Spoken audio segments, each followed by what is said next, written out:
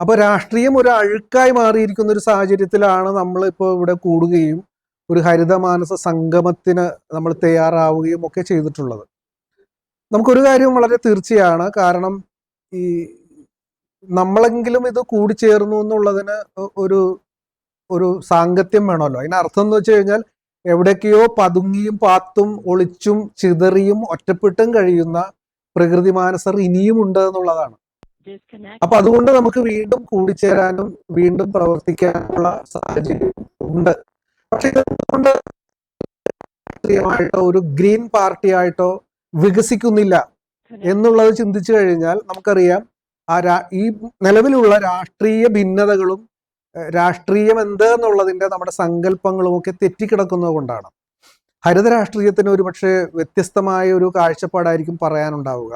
പക്ഷെ സോകോൾഡ് ഇലക്ഷനും അതുപോലെ തന്നെ തെരഞ്ഞെടുപ്പും ഭരണകൂടത്തെ സൃഷ്ടിക്കലും അവരുടെ ഭരണവും ഒക്കെ നമ്മൾ നിരീക്ഷിച്ചു കഴിഞ്ഞാൽ കേവല അധികാരത്തിന് വേണ്ടിയുള്ളതും അതിൽ നിന്ന് ലാഭം സമ്പാദിക്കുന്നതിന് വേണ്ടിയുള്ളതുമായ ഒരു രാഷ്ട്രീയ വ്യവസ്ഥിതിയും അതിൻ്റെ തന്നെ പുനർചംക്രമണവും, അതിൽ വേറെ മോഡിഫിക്കേഷൻ ഇല്ല. ആര് വന്നാലും ഇതൊക്കെ തന്നെ സ്ഥിതി എന്നുള്ള അർത്ഥത്തിലുള്ള ഒരു രാഷ്ട്രീയ തിരിവ് നമുക്ക് സംഭവിക്കാം. ആര് ഭരിച്ചാലും വരാനുള്ളത് ഇത്രയൊക്കെ ഉള്ളൂ.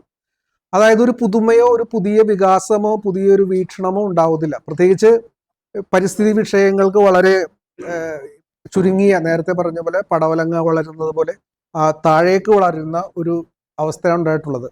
നമ്മുടെ ഇപ്പോഴത്തെ മുഖ്യമന്ത്രി അറിയപ്പെട്ടിരുന്നത് ഹരിത MLA എന്നുള്ള അർത്ഥത്തിലാണ് വടക്കം പറവൂര് അദ്ദേഹം അറിയപ്പെട്ടിരുന്നത്. പക്ഷെ അദ്ദേഹത്തിന് മുഖ്യമന്ത്രി ആയ അവസരത്തിലെങ്കിലും ഇങ്ങനെ ഒരു തീം എടുത്തു പെരുമാറാൻ സാധ്യതയുണ്ടോ എന്ന് നമുക്ക് അറിയത്തില്ല. കാരണം നോക്കൂ, ഈ ഒരു 21ാം നൂറ്റാണ്ടിന്റെ മധ്യത്തിൽ നിൽക്കുന്ന നമുക്ക് രാഷ്ട്രീയം എന്നാൽ എന്ത് എന്നുള്ളതിന്റെ ഒരു ചിന്ത വരുമ്പോൾ അതിൽ ഓരോരുത്തരുടെയും പോക്കറ്റിലേക്ക് വീഴുന്ന പൈസ എത്ര എന്നുള്ള അർത്ഥത്തിലാണ് അത് പോകുന്നത്. അതായത് നമ്മളെയൊക്കെ നിയന്ത്രിക്കുന്നത് എന്ത് എന്ന് ചോദിച്ചു കഴിഞ്ഞാൽ ഒരു മൂലധന പ്രവണതയാണ്, മൂലധന അധികാരമാണ് നമുക്ക് മനസ്സിലാക്കാൻ കഴിയും. അതെവിടെ നിന്ന് തുടങ്ങി, ഏത് ഭാഗത്ത് നിന്ന് തുടങ്ങി എന്ന് വെച്ച് കഴിഞ്ഞാൽ ഇന്ത്യക്കാരെ സംബന്ധിച്ചാണെങ്കിൽ ബ്രിട്ടീഷുകാരുടെയും ഡച്ചുകാരുടെയും പോർച്ചുഗീസുകാരുടെയും അധിനിവേശ കാലം മുതലാണ് അത് തുടങ്ങിയിട്ടുള്ളതെന്ന് നമുക്ക് മനസ്സിലാക്കാൻ കഴിയും. അതെങ്ങനെയാണെന്ന് വെച്ച് കഴിഞ്ഞാൽ നമുക്കറിയാം, ഇവിടെ ആദ്യത്തെ വനക്കൊള്ള നടക്കുന്നത് ബ്രിട്ടീഷുകാരുടെ നേതൃത്വത്തിലാണ്.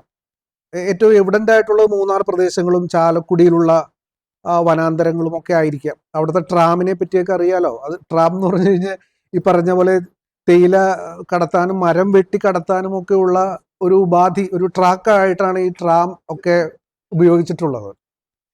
അപ്പൊ അത് നമ്മൾ വളരെയധികം ശ്രദ്ധിക്കുമ്പോൾ വനാധിനിവേശം, വനത്തെ തന്നെ കീഴടക്കിക്കൊണ്ടുള്ള ഒരു അധിനിവേശമാണ് ഈ പാശ്ചാത്യ ഈസ്റ്റ് ഇന്ത്യ കമ്പനി ബ്രിട്ടീഷുകാരും ഒക്കെ ഇവിടെ ചെയ്തിട്ടുള്ളത്. അപ്പോൾ അത് നമ്മളെയും വിദ്യാഭ്യാസം ചെയ്യിപ്പിക്കുന്നുണ്ട്. എങ്ങനെ? പ്രകൃതി എന്ന് വെച്ചാൽ കൊള്ളടിക്കാനുള്ള സംഭവമാണെന്നുള്ളൊരു വിദ്യാഭ്യാസം നമുക്ക് കിട്ടിയിട്ടുണ്ട്. അതിന്റെ ഭാഗമായിട്ട് നമ്മൾ എന്താ ചെയ്യുന്നത്? പിന്നീട് നമ്മൾ പ്ലാന്റേഷനുകൾ തന്നെയാണ് നിർമ്മിക്കുന്നത്. തേക്ക് പ്ലാന്റേഷൻ, തേയില പ്ലാന്റേഷൻ, റബ്ബർ പ്ലാന്റേഷൻ എന്നുള്ളൊരു സങ്കല്പത്തിന് മുന്തിയ ഒരു പരിഗണന കിട്ടുകയാണ്. അതിന് കാരണം എന്ന് വെച്ച് കഴിഞ്ഞാൽ നേരത്തെ പറഞ്ഞ പോലെ എല്ലാം വ്യാവസായിക അടിസ്ഥാനത്തിലും പൈസ ഉണ്ടാക്കാനുമുള്ള ഒരു ഉപാധി, ഒരു തൊഴിലുപാധി. നമ്മൾ പറയുമ്പോൾ എന്താണ്, വലിയ കമ്പനികളാണ്, 4000 പേർക്ക് ജോലി കൊടുക്കുന്നുണ്ട് എന്നൊക്കെയുള്ള കാര്യങ്ങളാണ് നമുക്ക് ശ്രദ്ധയിൽ വരിക. കാരണം തൊഴിലൊരു വലിയ ദുർബലതയായിട്ടാണ് നമുക്ക് മനസ്സിലാക്കാൻ കഴിയുന്നത്. വിദ്യാഭ്യാസത്തിന്റെ കാര്യത്തിലായാലും ഇപ്പൊ കരിയർ ഓറിയന്റഡ് ആയിട്ടാണ് ആളുകൾ ചിന്തിക്കുന്നത്. ആ കരിയർ കിട്ടാൻ പോകുന്നില്ല എന്ന് വന്നു കഴിഞ്ഞാൽ കുട്ടികൾ ആത്മഹത്യ ചെയ്യാനും സമരം ചെയ്യാനും ഒക്കെ പ്രവണത കാണിക്കുന്നുണ്ടാവാം. പക്ഷേ ഇതിന്റെ അടിസ്ഥാന പ്രോബ്ലം എന്തെന്ന് ചിന്തിക്കുമ്പോഴാണ് നമുക്ക് മനസ്സിലാക്കാൻ കഴിയുക, പ്രകൃതിയിൽ നിന്ന് രണ്ട് രീതിയിൽ നമ്മൾ അന്യപ്പെട്ടിരിക്കുന്നു. അതായത് ഒന്ന്, ഈ മൂലധനാധികാരത്തിന്റെ ഭാഗമായിട്ട് ഉണ്ടാക്കുന്ന പ്രോഡക്റ്റുകളും ഉൽപ്പന്നവും അതുപോലെ തന്നെ അതിൻ്റെ ഇതര വികസനങ്ങളും. ഇപ്പൊ നമ്മൾ കേരളത്തിലെ പറ്റി പറയാറുണ്ട്, നമ്മൾ വലിയ എന്താണ് ഈ കസ്റ്റമേഴ്സ് കൺസ്യൂം ചെയ്യുന്ന ആളുകൾ എന്നുള്ള തരത്തിൽ ലോകം നോക്കിക്കൊണ്ടിരിക്കുന്ന ഒരു സമൂഹമാണ് അത്ര കേരളം. നമ്മൾ വളരെ അഭിമാനിക്കും. കാരണം ഒരു പ്രോഡക്റ്റ് കാത്തിരിക്കുന്ന ആളുകളാണ്, അത് വ്യാപകമായിട്ട് വിൽക്കപ്പെടുകയും ചെയ്യുന്ന ഒരു പരീക്ഷണാത്മക സമൂഹം എന്നുള്ള അർത്ഥത്തിൽ. വാസ്തവത്തിൽ ഈ കസ്റ്റമർ തന്നെ കസ്റ്റമർ ആവേണ്ടതുണ്ടോ എന്ന് നമ്മൾ ചിന്തിക്കേണ്ടതുണ്ട്. കസ്റ്റമർ എന്ന് പറഞ്ഞു കഴിഞ്ഞാൽ മറ്റാരും ഉണ്ടാക്കിയ ഉൽപ്പന്നങ്ങൾ ഇങ്ങോട്ട് തിരിച്ച് കൺസ്യൂം ചെയ്യാനായിട്ട്, അത് ബ്രിട്ടീഷുകാരുടെ ഒരു ഒരു സങ്കല്പമാണെന്ന് നമുക്ക് മനസ്സിലാക്കാൻ കഴിയും. കാരണം ഇവിടെ ഉണ്ടായിട്ടുള്ള പല അസംസ്കൃത സാധനങ്ങളും ഒക്കെ കൊണ്ടുപോയിട്ട് തിരിച്ച് അത് പ്രോഡക്റ്റ് ആയിട്ട് കൊണ്ടുവന്നിട്ട് ഇവിടെ തന്നെ വിൽക്കുകയോ ഒക്കെ ചെയ്യുന്ന ഒരു രീതി നമുക്ക് ഈ ബ്രിട്ടീഷുകാരുടെ ഭരണത്തിൽ കാണാൻ കഴിയും. കൊള്ളയടിക്കുക എന്നുള്ളതാണ് എൻ്റെ സങ്കല്പം. അത് പാശ്ചാത്യമായ ഒരു സങ്കല്പമാണ്. അപ്പോൾ ഇതിനെ നമ്മൾ കോളനീകരണമായിട്ടാണ് കണക്കാക്കേണ്ടത്. കാരണം എന്ന് വെച്ച് കഴിഞ്ഞാൽ ആ വ്യവസായം നമ്മളെ തന്നെ നശിപ്പിക്കുന്നതാണ്. നമ്മൾ നിൽക്കുന്ന ആ ഉറവിടത്തെ തന്നെ നശിപ്പിക്കുന്നതാണ്. കാരണം അതിന് വേണ്ടത് പ്രോഡക്റ്റും ലാഭവും ഒക്കെയാണ് അതിന് വേണ്ടത്. ആ ലാഭത്തിന്റെ അന്തസ്സും അഭിമാനവും കീപ്പ് ചെയ്യുക എന്നുള്ളതാണ് ഓരോ കോർപ്പറേറ്റ് മുതലാളിമാരുടെയും അല്ലെങ്കിൽ കോർപ്പറേറ്റ് സംരംഭങ്ങളുടെയും ഏകമായ ലക്ഷ്യം. അപ്പോൾ ഈ ലാഭാധിഷ്ഠിതമായ ഒരു കോർപ്പറേറ്റ് മുമ്പ് സിംഗിൾ ആയിട്ടുള്ള മുതലാളിമാരോ അല്ലെങ്കിൽ അങ്ങനെയുള്ള താല്പര്യക്കാരൊക്കെ ഉണ്ടായിരിക്കാം. ചരിത്രപരമായിട്ട് നമ്മൾ നോക്കുമ്പോൾ ആ ഗോത്രത്തിൽ നിന്ന് പിന്നെ ഒരു ഭൂവുടമയിലേക്കോ ജന്മിത്വത്തിലേക്കോ ഒക്കെ വന്നിരിക്കാം. അപ്പൊ അവിടെയൊക്കെ ഉണ്ടായിട്ടുള്ള ഒരു ലിമിറ്റഡ് ആയ സാധ്യതകളല്ല ഇന്നുള്ളത്. ഇന്നെന്ന് വെച്ച് കഴിഞ്ഞാൽ കോർപ്പറേറ്റിസം വന്നിട്ട് ഏഷ്യൻ കൺട്രീസിനെ പ്രത്യേകിച്ച് അതെന്ന് വെച്ചാൽ മൂന്നാം ലോക രാജ്യങ്ങളെ സംബന്ധിച്ച് വ്യവസായികമായ ബൈ പ്രോഡക്റ്റുകൾ ഇവിടെ തന്നെയാണ് കുഴിച്ചുവിടേണ്ടതും ഇവിടെ തന്നെയാണ് അതിനെ അവര് നശീകരിക്കാനായിട്ട് മാറ്റി തീർക്കാനുള്ള അവസരമായിട്ട് വന്നിട്ടുള്ളത്. അതിന് ഒരുപാട് ഉദാഹരണങ്ങളുണ്ട്. അന്താരാഷ്ട്ര കമ്പനികളുടെയും പല പ്രോസസ്സുകൾ നടക്കുന്നത് ഇവിടെയാണ്, ഇന്ത്യയിലെ പല സ്ഥലങ്ങളിലുമാണ്. നമ്മളെ സംബന്ധിച്ച് അത് വലിയ തൊഴിൽ സംരംഭമായിട്ടാണ് മാറുന്നത്. തികച്ചും ആത്മഹത്യാപരമാണ്. അപ്പൊ നമുക്കിവിടെ മനസ്സിലാക്കാനുള്ള ഇപ്പോൾ സുസ്ഥിര വികസനം, അതിന്റെ ബദലുകൾ എന്ന് പറയുന്നത് സസ്റ്റൈനബിൾ ഡെവലപ്മെന്റ് ആണ്. സുസ്ഥിരം എന്ന് പറഞ്ഞു കഴിഞ്ഞാൽ എന്താ ഉദ്ദേശിക്കുന്നത്? ഒരു പെർമനൻസി എന്നുള്ള അർത്ഥത്തിൽ, എല്ലാ തരത്തിലും സുരക്ഷിതമായതെന്നുള്ള അർത്ഥത്തിലല്ല. അതായത് ഇപ്പൊ നമ്മളിപ്പോ ഒരു വീടൊക്കെ കെട്ടിക്കൊടുക്കാം, അത് വളരെ ഉറപ്പുള്ളതാണെന്നൊക്കെ പറഞ്ഞ ആളുകൾ വന്നേക്കാം. പക്ഷെ ആ കമ്പനികൾ ചെയ്യുന്നതും ചിലപ്പോ ഈ പറഞ്ഞ പോലെ വേറെ ഏതെങ്കിലും സ്ഥലത്തു നിന്നുള്ള ഭൂപരമായ ഉൽപ്പന്നങ്ങളൊക്കെ ഇടിച്ചു താഴ്ത്തിയിട്ടോ അതിനെ ചൂഷണം ചെയ്തിട്ടോ ഒക്കെ ആയിരിക്കാം. അതല്ല സുസ്ഥിര വികസനം. സുസ്ഥിര വികസനം എന്ന് പറയുന്നത് പ്രകൃതിയെ ഹനിക്കാത്തത്, പ്രകൃതിയുടെ താളം തെറ്റിക്കാത്ത വികസനം. അപ്പൊ അതിലൊരു ധാർമ്മികത വരുന്നുണ്ട്. അതിന്റെ സെന്റർ എന്ന് പറയുന്നത് മനുഷ്യനായിരിക്കില്ല. ഇപ്പൊ നമ്മളിപ്പോ രാഷ്ട്രീയം എടുക്കുകയാണെങ്കിൽ ഹ്യൂമൻ സെൻട്രേഡ് ആണ്. അതിപ്പോൾ ഹ്യൂമൻ സെൻട്രേഡ് ആണ് താനും പുരുഷാധികാരപരമാണ് പലപ്പോഴും. അതിനകത്തൊരു സ്ത്രൈണഭാവമോ ലാളിത്യമോ മൃദുത്വമോ ഒന്നുമില്ല. അടിച്ചമർത്തുക, അങ്ങോട്ട് അറ്റാക്ക് ചെയ്യുക, വളരെ ഹിംസാത്മകമായി പ്രവർത്തിക്കുക എന്നൊക്കെ ഉള്ളത് ഈ പുരുഷ കേന്ദ്രിതമായ ഒരു അധികാരത്തിന്റെ ലക്ഷണമാണ്. അപ്പൊ അവിടെ നിന്നും മാറിയിട്ട് നമ്മൾ ഒരു ജൈവ രാഷ്ട്രീയത്തെ ആണ് ഭാവന ചെയ്യേണ്ടതെങ്കിൽ ആ മനുഷ്യ സങ്കല്പം മറ്റൊന്നാണ്, അവന്റെ അധികാരവും മറ്റൊന്നാണ്. കാരണം എന്ന് വെച്ച് കഴിഞ്ഞാൽ ഒരു ജൈവ അന്തരീക്ഷത്തിന്റെ ഇടയിൽപ്പെട്ട ഒരു ജീവി മാത്രമായിട്ടാണ് മനുഷ്യനെ സങ്കല്പിക്കാൻ അപ്പോൾ കഴിയുക. അവൻ അതിന്റെ കേന്ദ്രമല്ല. ഇപ്പൊ നമ്മൾ ആ പടമൊക്കെ കണ്ടു കാണും, കുറേയധികം ജീവജാലങ്ങളുടെയൊക്കെ ഇടയിൽപ്പെട്ട ആ സർക്കിളിൽപ്പെട്ട ഒരു ജീവി എന്നുള്ള നിലയിൽ ചിത്രീകരിച്ചിരിക്കുന്ന ഒരു പടം നമ്മൾ കണ്ടു കാണും. സെയിം ടൈം മറ്റൊരു പടം കണ്ടു കാണും. ഇതിന്റെയൊക്കെ നടുവിൽ ഇതിനെയൊക്കെ നിയന്ത്രിക്കുന്ന പരമാധികാരിയായ ഒരു കുലപുരുഷനെ സങ്കല്പിച്ചുകൊണ്ടുള്ള ഒരു ചിത്രവും നമ്മുടെ കയ്യിലുണ്ട്. അപ്പൊ ഏതാളെ വേണം എന്നുള്ളത് നമ്മൾ തിരഞ്ഞെടുക്കേണ്ട അവസ്ഥയുണ്ട് ഇന്നത്തെ കാലത്ത്. അപ്പൊ നമ്മൾ പ്രോപ്പോസ് ചെയ്യേണ്ടത് എന്തെന്ന് വെച്ച് കഴിഞ്ഞാൽ അധികാരം എന്തിന്, ആർക്ക്, ഏത് മനുഷ്യന് എന്നുള്ള അർത്ഥത്തിൽ നമ്മൾ മനുഷ്യനെ തന്നെ ഭാവന ചെയ്യേണ്ടതുണ്ട്.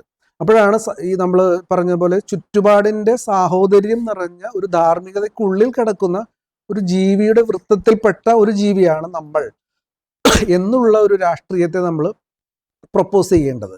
അതല്ലാതെ നമ്മളിപ്പോൾ പറഞ്ഞ പോലെ ഈ പ്രകൃതിയിൽ നിന്നുള്ള അന്യവൽക്കരണം ഒന്ന്, മനുഷ്യനും തമ്മിലുള്ള അന്യവൽക്കരണം ഒന്ന്. അതായത് നമ്മൾ വിഭജിക്കപ്പെട്ടിരിക്കുന്നു പല രീതിയിൽ. എങ്ങനെ ഗ്രേഡഡ് ആയിട്ടുള്ള ഇനീക്വാലിറ്റി വരുന്നുണ്ട് അല്ലെ? ആളുകൾ എന്താ പറയുക, പഴയ കാലത്തുള്ള ബ്രാഹ്മണ്യമൊക്കെ എടുക്കുകയാണെന്നുണ്ടെങ്കിൽ ആ ഒരു കുഴിമറച്ചിൽ നമുക്ക് കാണാൻ കഴിയും. വളരെ ഗ്രേഡഡ് ആണ് ആ ഒരു മനുഷ്യ സമുദായം ഉണ്ടായിട്ട് വന്ന് അതിന്റെ ആഫ്റ്റർ എഫക്റ്റുകളാണ് ഇന്ത്യ സ്വതന്ത്രമായ ശേഷവും നമുക്ക് അനുഭവിക്കേണ്ടി വരുന്നത്. അപ്പോൾ ഇത് മാറി തീരേണ്ടതുണ്ട്. ഈ ഗ്രേഡിങ്ങിന്റെ അവസ്ഥ വരുന്നത് എന്തുകൊണ്ടാന്ന് വെച്ച് കഴിഞ്ഞാൽ നമുക്കറിയാം ഈ മനുഷ്യൻ തമ്മിലുള്ള ഭിന്നത ആയിട്ടാണ്, അല്ലെങ്കിൽ അന്യവൽക്കരണമായിട്ടാണ് നമ്മൾ അതിനെ കാണുന്നത്. അതിൽ ഏറ്റവും വലിയ അന്യവൽക്കരണം എന്ന് പറഞ്ഞു കഴിഞ്ഞാലാണ് തൊഴിലാളി മുതലാളി എന്ന് പറയുന്ന വാക്കുകൾ. തൊഴിലാളി മുതലാളി എന്ന് പറഞ്ഞാൽ തന്നെ ഒരു വിഭജനമാണ്. അപ്പോൾ ഈ മുതലാളിയും മനുഷ്യനാണ്, തൊഴിലാളിയും തൊഴിലാളി ആവുന്ന തരത്തിലുള്ള ഒരു ഷിഫ്റ്റിങ് നമുക്ക് അവിടെ സങ്കല്പിക്കേണ്ടി വരുന്നു. മറ്റൊന്ന് പ്രകൃതിയിൽ നിന്നുള്ള അന്യവൽക്കരണം. നേരത്തെ പറഞ്ഞ പോലെ നമ്മൾ ചില ഐഡിയോളജിയിൽ തെറ്റായിട്ടോ ശരിയായിട്ടോ ഒക്കെ പറയാറുണ്ട്, ഈ പ്രകൃതിയെ കീഴടക്കിക്കൊണ്ടാണ് വികസനം ഉണ്ടാകുന്നത്. പൂർണ്ണമായും തെറ്റാണ്. ഇപ്പോൾ നമ്മൾ മാർക്സിസം പോലുള്ള കൃതികളൊക്കെ അവർ വ്യാഖ്യാനം ചെയ്തിരിക്കുന്ന കൃതികൾ വായിക്കുമ്പോൾ മാർക്സ് അങ്ങനെ പറഞ്ഞു എന്നല്ല ഞാൻ പറയുന്നത്. മാർക്സിന് വീണ്ടും പ്രകൃതിയോട് അനുഭവമുള്ള യോഗാത്മകമായ ഒരു പ്രകൃതിയെ സങ്കല്പിക്കുന്ന ആളായിരുന്നു മാർക്സ് എന്നാണ് ഞാൻ വിചാരിക്കുന്നത്. പക്ഷെ അതിൻ്റെ പിൽക്കാല വ്യാഖ്യാനങ്ങൾ വരുമ്പോൾ പ്രകൃതിയെ കീഴടക്കാനുള്ള ചേഷ്ടയും മനോഭാവവും പ്രാമാണ്യവും ഒക്കെ ഉള്ള ഒരു ജീവിയാണ് മനുഷ്യൻ എന്നുള്ള നിലയിലാണ് അത് പ്ലേസ് ചെയ്യുന്നത്. പക്ഷെ നേരെ തിരിച്ചാണ് അതിൻ്റെ നമ്മൾ അതിനെ കാണേണ്ടതും വ്യാഖ്യാനിക്കേണ്ടതും. അതായത് ഈ ഈ പ്രകൃതി എന്ന് പറയുമ്പോൾ എവിടെയാണ് പ്രകൃതി? നമ്മളത് പരിസ്ഥിതിയെ പറ്റി പറയുന്നുണ്ടല്ലോ. പ്രകൃതി എന്ന് പറയുമ്പോൾ എവിടെയാണ് പ്രകൃതി? ആരോഗ്യം, സാറ് പറഞ്ഞ പോലെ ആരോഗ്യം എന്ന് പറയുമ്പോൾ എവിടെയാണ് ആരോഗ്യം? അതിനെ നിർവചിക്കാനാവില്ല, അതിനെ കാരണം ഈ പറഞ്ഞ പോലെ പഞ്ചഭൂതങ്ങൾ എവിടെയുണ്ടെന്ന് കൃത്യമായിട്ട് പറയാൻ പറ്റില്ല. പക്ഷെ ആരോഗ്യവും സുസ്ഥിതിയും നൽവാഴ്വ് എന്നൊക്കെ പറയുന്നത് നിർവചിക്കാനേ പറ്റത്തില്ല. അതെവിടെയും സ്പോട്ടഡ് അല്ല. ഇത് പ്രശ്നങ്ങൾ വരുമ്പോഴാണ് ഇതൊക്കെ വിഷയമായി വരുന്നത്. നമ്മൾ പരിസ്ഥിതി എന്നുള്ള വാക്ക് ഉപയോഗിക്കുന്നത് എന്തുകൊണ്ടാണ്? ഈ പ്രശ്നങ്ങൾ വരുമ്പോൾ രോഗാതുരമാകുമ്പോഴാണ് ആ വാക്ക് തന്നെ നമ്മൾ ഉപയോഗിക്കുന്നത്. അതൊന്നും ഇല്ല എന്നുണ്ടെങ്കിലോ, പ്രകൃതിയായിട്ട് മെർജ് ചെയ്ത പ്രകൃതി തന്നെയാണ് മനുഷ്യൻ എന്നുള്ള ഒരു തിരിച്ചറിവ്, ഒരു പൊയ്ത്തിരിച്ചറിവ്, ഒരു കീഴ്മേൽ മറിഞ്ഞൊരു അവബോധം നമ്മളിലാണ് ഉണ്ടെങ്കിൽ നമ്മൾ വളരെ മൃദുവാകാനും വളരെ വളരെ സൈലന്റ് ആവാനും വളരെ ധ്യാനാത്മകനാവാനും ഒക്കെയുള്ള സാധ്യതകളാണ് കിടക്കുന്നത്. ഇപ്പൊ ഈ ടൈമിൽ തന്നെ നമ്മൾ പറയുകയാണെന്നുണ്ടെങ്കിൽ അത് പരിസ്ഥിതി ആത്മീയതയാണ്. പരിസ്ഥിതി തന്നെയാണ് ആത്മീയത. നമ്മളവിടെ കുറച്ച് കല്ലും ദൈവങ്ങളൊക്കെ പ്ലേസ് ചെയ്തൊന്നുണ്ടാവാം, പക്ഷെ ഇതിന്റെ അധികാരികളുണ്ടാവും. ഇപ്പൊ കല്ല് പിന്നെ ക്ഷേത്രമാകുന്നതും ക്ഷേത്രം പിന്നെ കൊള്ളയടിക്കപ്പെടുന്നതും ഒക്കെ ആ പറഞ്ഞ മൂലധനാധികാരത്തിന്റെ പ്രശ്നമായിട്ട് തന്നെയാണ് നമ്മൾ കൊറിലേറ്റ് ചെയ്യേണ്ടത്. പക്ഷെ അവിടെ ഒരു ആത്മീയത ഉണ്ട്, അല്ലാതെ തന്നെ ഒരു ആത്മീയത ഉണ്ട് കാവിലും വൃക്ഷങ്ങൾക്കും ഒക്കെ. ഞാനിപ്പോ ഈ കാലടിയിൽ തന്നെയുള്ള സമീക്ഷാശ്രമമുണ്ട്. ഒരു ക്രിസ്ത്യൻ ജസ്യൂട്ട് പാതിരിമാർ നടത്തുന്ന നല്ല വൃക്ഷ സമൂഹങ്ങളുള്ള ഒരു കേന്ദ്രമാണ് ഈ കാലടിയിലെ സമീക്ഷ. അപ്പൊ അവിടെ ഒരു അച്ഛനുണ്ട്, SJ പൈനാട്, സെബാസ്റ്റ്യൻ പൈനാടത്ത്. അദ്ദേഹം നടത്തുന്ന ഒരു ധ്യാനം തന്നെയുണ്ട്, വൃക്ഷധ്യാനം. രാവിലെ ഞങ്ങളെല്ലാം വിളിച്ചു കൂട്ടിയിട്ട് 6 മണിക്കാണ്, 6-നും 6:30 ഇടയിൽ നമ്മൾ ചെല്ലുക. ഒരു ധ്യാന മണ്ഡപമുണ്ട്. ഞങ്ങളോട് ധ്യാനിക്കാൻ പറഞ്ഞ അവസരത്തിൽ പറയുകയുണ്ടായി, മനുഷ്യന്റെ ഒട്ടുമിക്ക മനഃശാസ്ത്രപരമായ അസുഖങ്ങൾക്കും ഒരു മരുന്നുണ്ട്. ആ മരുന്ന് എന്ന് പറയുന്നത് മറ്റൊന്നുമല്ല, വൃക്ഷങ്ങളാണ് എന്ന് പറഞ്ഞുകൊണ്ട് അദ്ദേഹം ആ കുറച്ച് വേർഡിങ്സുകൾ പറയാണ്. ഞങ്ങളതിനെ ഓർക്കുക, മനസ്സിലാക്കുക ആ അർത്ഥത്തിൽ. അപ്പൊ അവിടെ തന്നെ പെരിയാറ് പുഴയുണ്ട്, കിളികളും പൂക്കളും ഒക്കെ ഉണ്ട്. ഇത് ഒരു വലിയ ഷിഫ്റ്റിംഗ് ആണ് നമുക്ക് നൽകുന്നത്. കാരണം ഇത് നമ്മളെപ്പോലെ തന്നെ ജീവനുള്ളതാണെന്നും കരുതൽ വേണ്ടതാണെന്നും ഒരു വൃക്ഷത്തോട് നമുക്ക് തോന്നണമെന്നുണ്ടെങ്കിൽ ആന്തരികമായ പരിണാമം ആവശ്യമുണ്ട്. നേരത്തെ ഇതിന്റെ രാഷ്ട്രീയം എന്തെന്ന് ചോദിച്ചു കഴിഞ്ഞാൽ, ഇപ്പൊ ഈ പരിസ്ഥിതിയുടെ രാഷ്ട്രീയം എന്താവണം എന്ന് ചോദിച്ചു കഴിഞ്ഞാൽ ഞാൻ പറയും അവബോധ രാഷ്ട്രീയമാവണം എന്നാണ് എനിക്ക് പറയാനുള്ളത്. കാരണം നമ്മൾ ഇതെടുത്ത് അവിടെ വെക്കുക, അവിടെ എടുത്ത് ഇത് വയ്ക്കുക, ഇങ്ങനെയുള്ള ഷിഫ്റ്റിംഗ് അല്ലാതെ അവബോധത്തിന്റെ രാഷ്ട്രീയമാണ് വേണ്ടത്. കാരണം ഈ എല്ലാത്തിനും ഒരു സിംഗിൾ സൊല്യൂഷനേ ഉള്ളൂ. അത് എനിക്ക് തോന്നുന്നു ഈ പ്രകൃതിയെ മനസ്സിലാക്കലാണ് എന്നുള്ളതാണ്. ഞാൻ വായിച്ചിട്ടുള്ള ഒരു ചിന്തകനുണ്ട്, ജിതു കൃഷ്ണമൂർത്തി. അദ്ദേഹത്തിന്റെ ഒരു വാക്ക് ഞാനിവിടെ പറയുകയാണ്. അതായത് എത്രമാത്രം ആഴത്തിലാണോ നാം പ്രകൃതിയിലേക്ക് ആണ്ടുപോകുന്നത്, മനസ്സിലാക്കുന്നത്, then only we will know the other. മനുഷ്യനെ മനസ്സിലാക്കാനായിട്ട് അതാണ് പാത്വേ.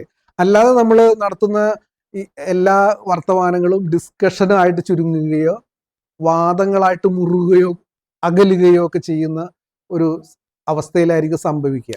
അപ്പൊ ആഴത്തിലേക്ക് പോവുക എന്നുള്ള, എവിടെയാണ് ആഴം? ഉള്ളിന്റെ ആഴമാണ്. ആ ആഴം പരിശോധിച്ച് കഴിയുമ്പോഴാണ് നമുക്ക് മനസ്സിലാക്കുക, ഞാൻ തന്നെയാണ് ഈ പ്രകൃതി എന്നുള്ള ഒരു ഏകാത്മക ബോധം നമുക്ക് മനസ്സിലാക്കാൻ കഴിയും. നാരായണ ഗുരുവിന്റെ കൃതികളിലും ഒക്കെ അത് മനസ്സിലാക്കാൻ കഴിയും.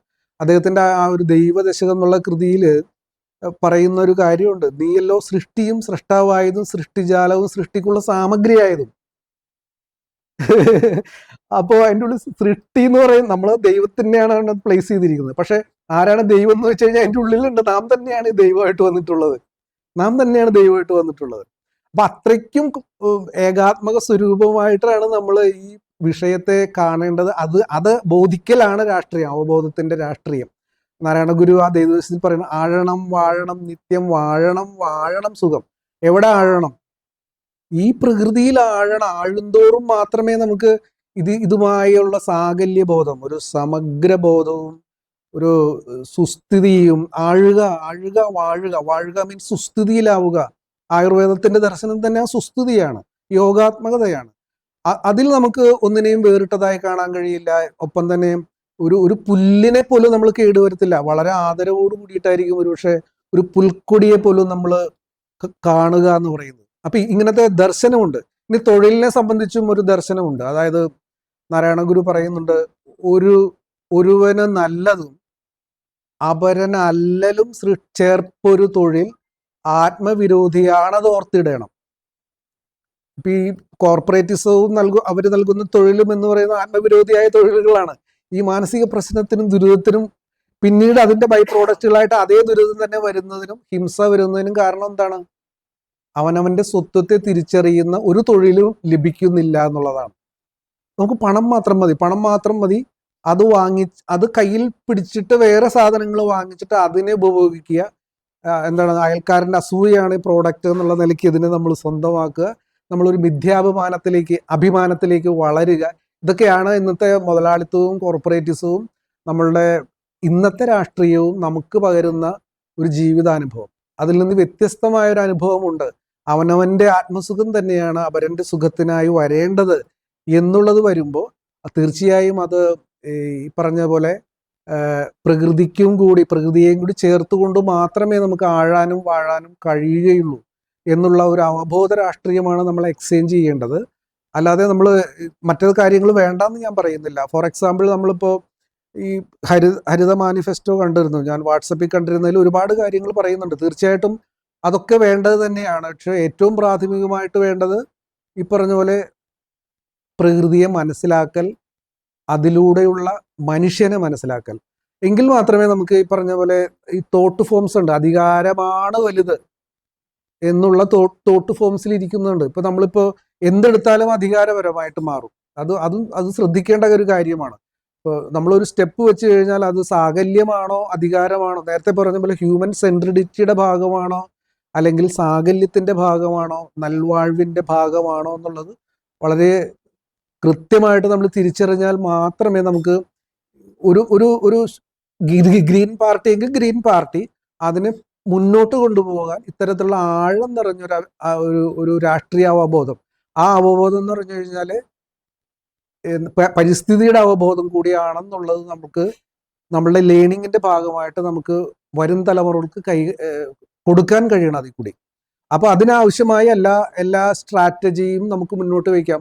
ഇപ്പോഴത്തുള്ള അധികാരപ്പെട്ട ആളുകളോട്, ഇപ്പോഴത്തെ പഴയ ഗ്രീൻ MLA-യോടും ഒക്കെ നമുക്കിത് പറയാം, തീർച്ചയായിട്ടും പറയാം. പക്ഷേ ഇത് ഒരു സിംഗിൾ സൊല്യൂഷൻ എന്ന് പറയുന്നത് ഒറ്റ സൊല്യൂഷൻ പ്രകൃതിപരമായി മാത്രമാണ്. ഇപ്പൊ നമുക്കതറിയാം. ഇപ്പൊ ഡോക്ടർ പറഞ്ഞതുപോലെ ആ ഒരു കൊറോണ പീരീഡിൽ ധാരാളം മാറ്റങ്ങൾ പ്രകൃതിക്കുണ്ടായി. ഒന്നും ചെയ്യേണ്ടി വന്നിട്ടില്ല. മനുഷ്യരെല്ലാവരും അവനവനിലേക്ക് തിരികുകയും പലരും പാടവും മണ്ണും ഒക്കെ സന്ദർശിക്കുകയും കൃഷി ചെയ്യാൻ തുടങ്ങുകയും ഒക്കെ ചെയ്യുന്ന ഒരു വലിയ മാറ്റം നമ്മൾ ഒരിക്കൽ ദർശിച്ചതാണ്. അത് കൊറോണ പീരീഡാണ്. ഇപ്പൊ തീർച്ചയായിട്ടും അതിന് സാങ്കത്യമുണ്ട് എന്നുള്ളതാണ് നമുക്ക് മനസ്സിലാക്കാൻ കഴിയുന്നത്. എനിക്ക് തോന്നുന്നു ഞാൻ ഇത്രയും പറഞ്ഞതിൽ നിന്ന് ഈ പ്രകൃതിയെ മനസ്സിലാക്കിക്കൊണ്ട് മാത്രമേ മനുഷ്യന്റെ അന്യത, അപരത്വം നിന്നു പോവുകയുള്ളൂ എന്നുള്ള ഒരു പോയിന്റാണ് എനിക്ക് ഇതിന്റെ ഈ പരിസ്ഥിതിയും രാഷ്ട്രീയവും എന്നുള്ള തലത്തിൽ എനിക്ക് പറയാനുള്ളത്. പക്ഷെ എൻ്റെ സമരരൂപങ്ങൾക്ക് നമ്മൾ സ്ട്രാറ്റജിക്കലായിട്ട് പോകുമ്പോൾ ഈ പറഞ്ഞ വാട്സപ്പിൽ കണ്ട ആ ഒരു തീമുകൾ നമ്മൾ മുന്നോട്ട് വയ്ക്കുകയും കൂടി വേണം. Thank you so much.